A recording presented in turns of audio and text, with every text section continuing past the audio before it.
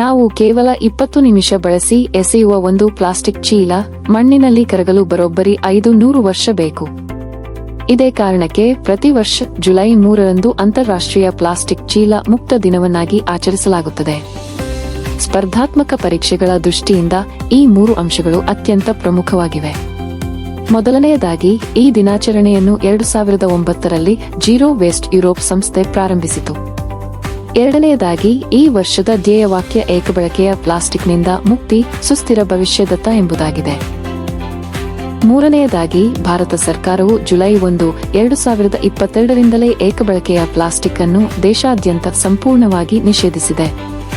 ಪರಿಸರ ಸಂರಕ್ಷಣಾ ಕಾಯ್ದೆ 1986ರ ಅಡಿಯಲ್ಲಿ ಪ್ಲಾಸ್ಟಿಕ್ ನಿಯಂತ್ರಣಕ್ಕೆ ಕಠಿಣ ಕ್ರಮಗಳನ್ನು ಕೈಗೊಳ್ಳಲಾಗುತ್ತಿದೆ. ಪರೀಕ್ಷೆಯ ಪ್ರಚಲಿತ ವಿದ್ಯಮಾನಗಳಿಗಷ್ಟೇ ಅಲ್ಲದೆ ನಮ್ಮ ಭವಿಷ್ಯಕ್ಕಾಗಿಯೂ ಪ್ಲಾಸ್ಟಿಕ್ ಬಳಕೆಯನ್ನು ನಿಲ್ಲಿಸೋಣ. ಬಟ್ಟೆಯ ಚೀಲ ಬಳಸಿ, ಪರಿಸರ ಉಳಿಸಿ. ಧನ್ಯವಾದಗಳು.